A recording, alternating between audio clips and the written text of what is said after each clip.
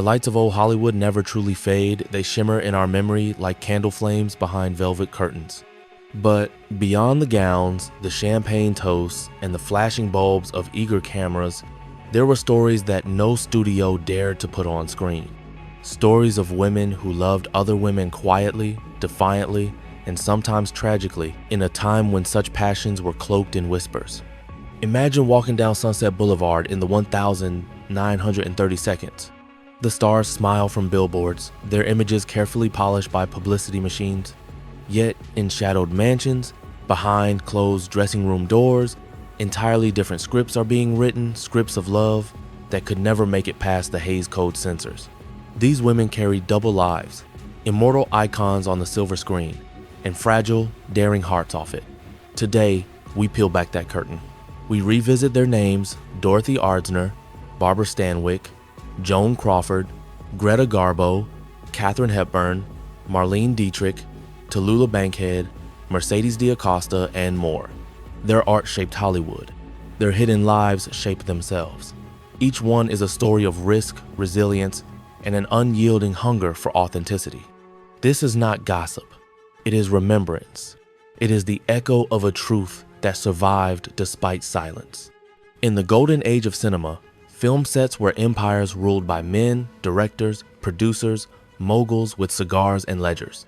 Yet in the middle of this masculine dominion stood one extraordinary woman, Dorothy Arzner. She wasn't just present, she commanded. For over 2 decades, Dorothy directed more than 20 films, shaping Hollywood during its formative years, and later mentoring a young Francis Ford Coppola. Her career was a mosaic of firsts. She became the only female director working in the industry at that time, and the first woman ever admitted into the Directors Guild of America. Her defiance of convention wasn't loud, it was quiet, resolute, and unstoppable, like water carving stone. On her sets, actresses felt empowered, seen in ways the male gaze could never capture. She gave them voices and complexities, daring to paint women as something more than ornaments or ingenues. But Dorothy's boldness didn't end when the camera stopped rolling. Away from the arc lights, she lived just as authentically. She shared her life with choreographer Marion Morgan, their companionship lasting for years in a Hollywood that pretended not to see. Rumors swirled that Dorothy had been close with several actresses of her time, rumors that may never be fully confirmed, but that spoke to the aura she carried. What is undeniable is that Dorothy Arzner refused to hide. She crafted a space for herself where none existed, leaving behind not just reels of film, but also a legacy of courage. In a world designed to silence women, she created stories on and off screen that still speak today. Barbara Stanwyck did not simply act, she inhabited. Every frame she touched carried a sharpness, an independence, a defiance of expectations. Audiences adored her for it, but beneath the glow of the screen, she was a woman who quietly lived by her own rules. In films, she could be the femme fatale with eyes like daggers, or the tender heroine carrying the weight of heartbreak. Yet there was always something subtly different about her presence, an aura that could not be explained by script alone. Actor Clifton Webb, who worked with her on Titanic, once remarked with both affection and candor that she was his favorite American lesbian. It was a line half in jest, but rooted in a truth whispered often in Hollywood circles. Her personal life was guarded, almost like a fortress. After a short and difficult marriage in her early years, Barbara turned inward, away from the conventional roles society expected.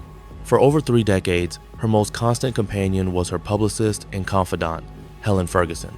They were inseparable partners in both life and image making, though the press never dared to name what their bond truly was. And yet, Barbara's performances always seemed to reveal more than her interviews ever did.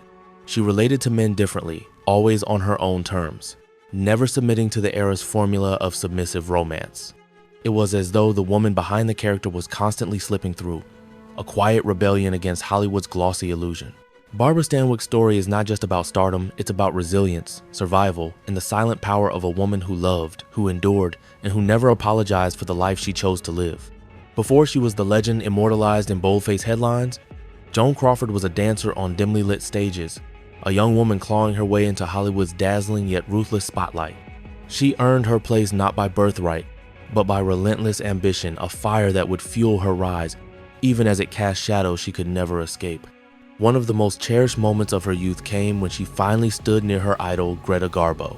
They didn't share a scene on screen, but when they met, Garbo gently touched Joan's face and whispered, "What a pity. Our first picture together and we don't work with each other. I'm sorry. You have a marvelous face," Crawford later confessed. "If there was ever a time in my life when I might have been a lesbian, that was it." Yet for those who knew her best, it was not merely a fleeting thought, it was a glimpse into a truth that lingered behind her carefully curated image. Whispers followed Joan throughout her career. Some said she had lovers of both sexes. Many knew her by the intimate nickname Billy. In 1935, MGM allegedly paid an astonishing $100,000 to bury an explicit film she had made at 19 proof that even in her private rebellion, Hollywood's machinery moved swiftly to protect its stars. Unlike some of her contemporaries, hard evidence of her secret life is scarce. What remains are fragments, stories passed through circles of trust, hints buried in interviews, and a reputation that carried both admiration and suspicion. The absence of certainty only deepened the legend. Crawford was a woman of contradictions, disciplined yet wild, glamorous yet restless. Her secrets became part of her allure, a reminder that behind every studio-manufactured smile lived a human being wrestling with desires, fears, and the constant demand to perform, even when the camera stopped. If Joan Crawford's life was a dance of illusion, Eva Le Gallienne's was a stage of uncompromising truth, though truth, in her time, came with a heavy price. Born for the theater, Eva lived and breathed performance. She was luminous, magnetic, a woman who could hold an audience in thrall with nothing but her voice. Yet it was not only her art that drew attention, it was her heart. At the height of her career, Eva entered into a romance with the legendary actress Alla Nazimova, a woman equally fearless and equally burdened by the era's silence. Later, she wandered across Europe with writer Mercedes de Acosta, tasting the freedom of Parisian salons where queer love was not just hidden but celebrated.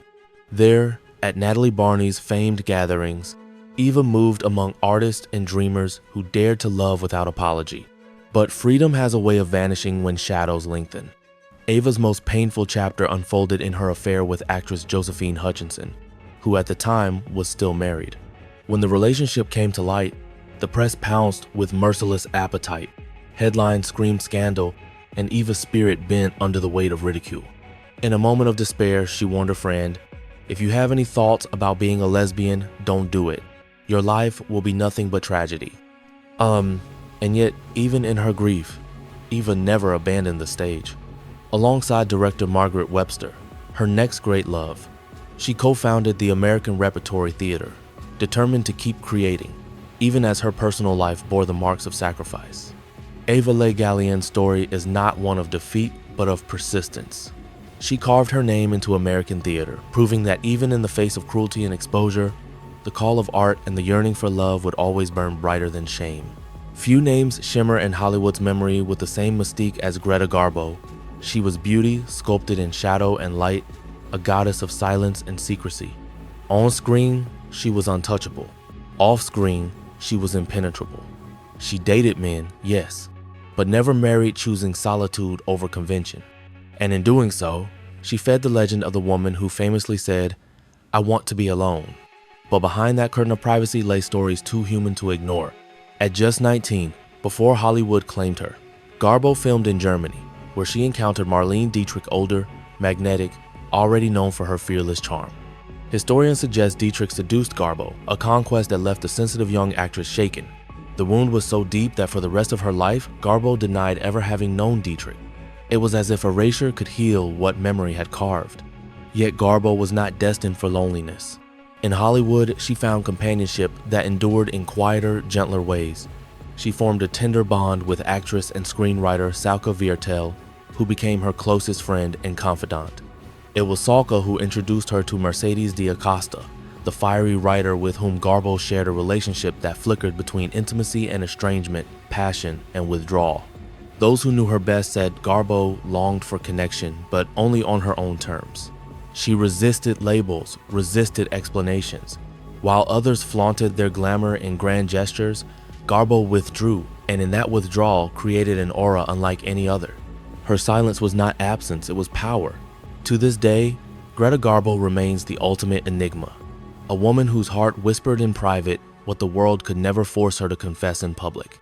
Before she was the statuesque icon draped in trousers and crowned with 4 Oscars, Katharine Hepburn was a girl who refused to bend.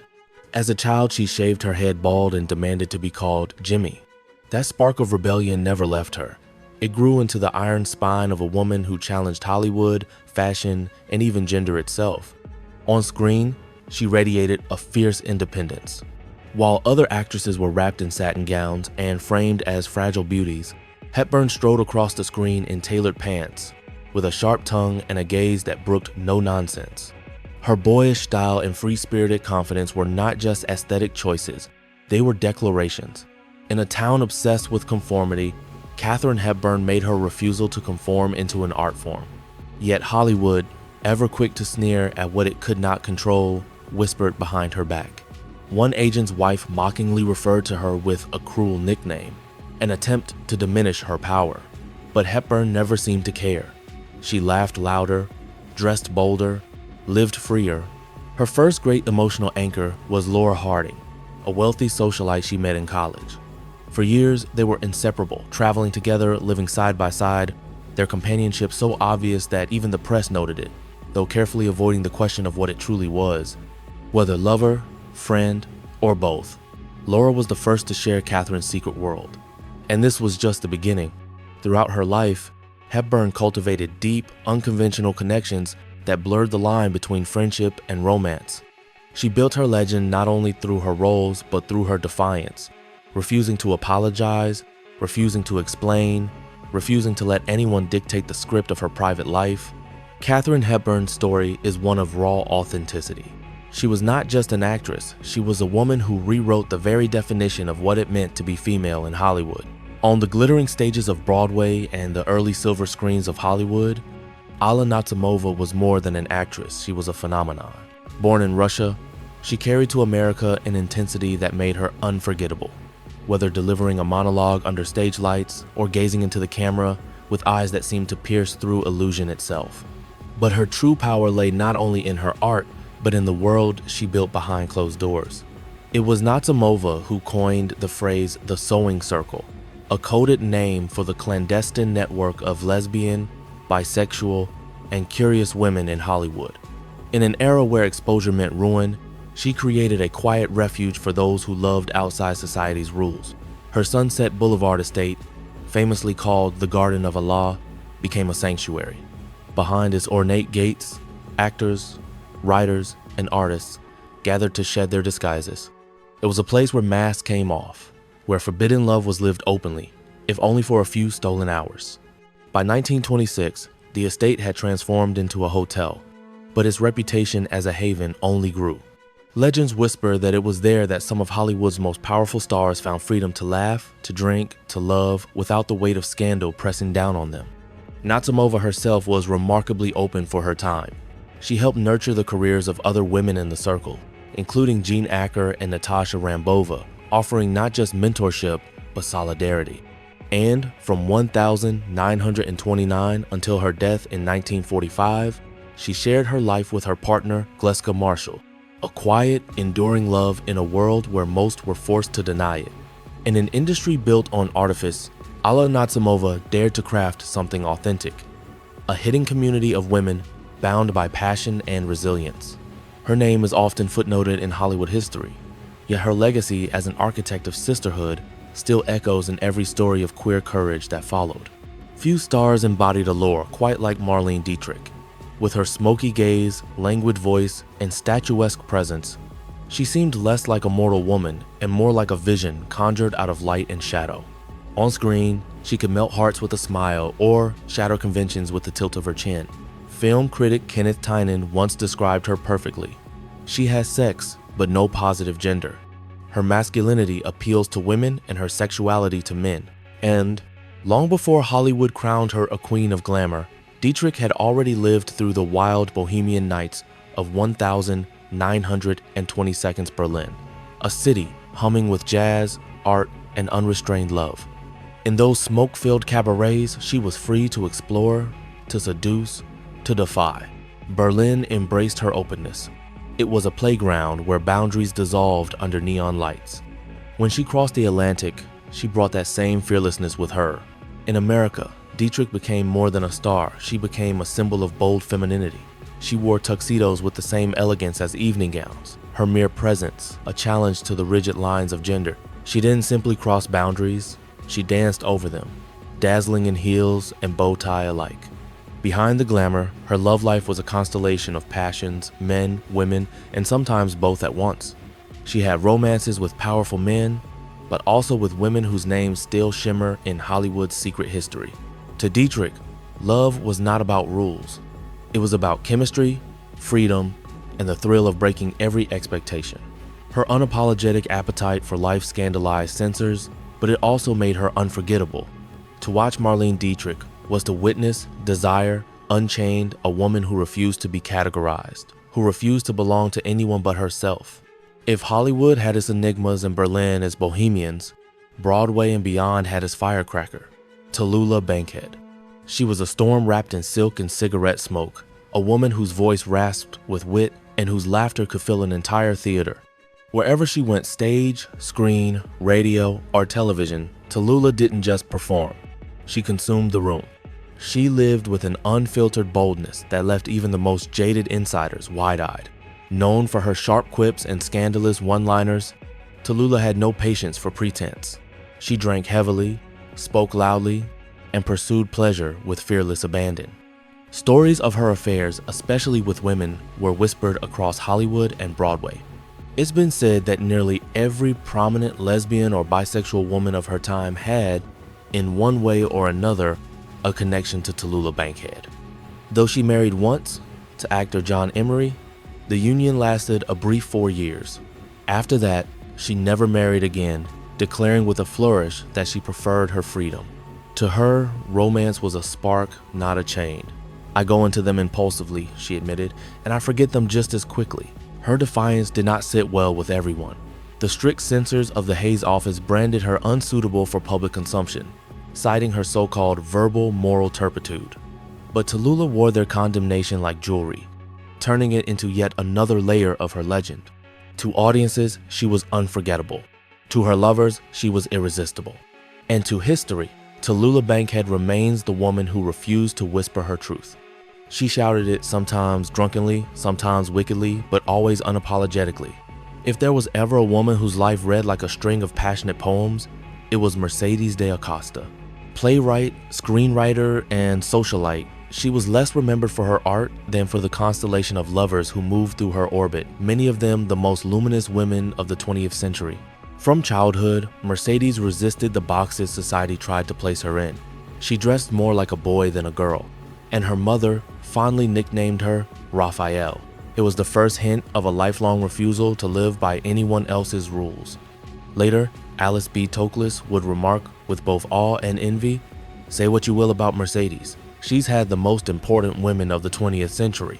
And indeed, she had. Her romances were legendary, long, tempestuous affairs with Eva Le Gallienne, Alla Nazimova, and the great dancer Isadora Duncan. Each relationship was a fire, sometimes consuming, sometimes fleeting, but always leaving ashes of passion behind. Yet her most famous entanglement, the one that would haunt her until her last breath, was with the elusive Greta Garbo. Their relationship, veiled in secrecy, was a constant push and pull. Garbo retreating into silence, Mercedes chasing with words and devotion.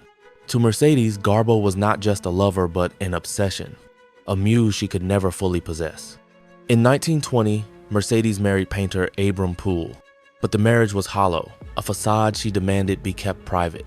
When her husband carried her across the threshold, she was reportedly displeased, even resistant, as though the ritual itself felt like a betrayal of her truest self. For Mercedes de Acosta, love was never ordinary. It was tempestuous, forbidden, dazzling, and often devastating. She lived loudly, burned brightly, and left behind a legend whispered not in studio contracts or box office numbers, but in the memories of the women who loved her, and whom she, in her restless way, loved back. Classic Hollywood is forever remembered as a golden canvas stars shining brightly, lavish premieres glittering with champagne and diamonds, and films that became immortal. Yet beneath that velvet curtain existed another Hollywood, a place where hearts dared to love in forbidden ways, where women lived in constant conflict between dazzling fame and guarded secrets. Dorothy Arzner carved a path where none had existed before. Barbara Stanwyck turned privacy into a form of power. Joan Crawford lived with mysteries no one could ever fully decode. Eva Le Gallienne paid dearly for daring to love, yet never stopped creating. Greta Garbo became the emblem of proud silence, a legend of private longing. Katharine Hepburn shattered every mold to redefine femininity. Alla Nazimova built a hidden community where women could find one another. Marlene Dietrich erased boundaries with her fearless, magnetic style. Tallulah Bankhead lived large, loved wildly, and never apologized. And Mercedes de Acosta left her mark on history not through the stage, but through the hearts of legends. They loved in darkness, but it was that very darkness that made their light burn brighter. These stories are not told to satisfy curiosity, but to remind us. Behind every glamorous portrait was a real human being with fears, desires, and the unrelenting hunger to live authentically. Their legacy is not just the films or plays they left behind, but the courage they embodied. Courage to love, courage to live, courage to resist a world not yet ready to accept them. And because of them, today, love stories no longer need to hide in the shadows. When we remember classic Hollywood, we do not only recall the glitter and grandeur, we also honor the radiant souls who chose to live their truth, even when it meant solitude, sacrifice, or an entire lifetime of whispering in secrecy.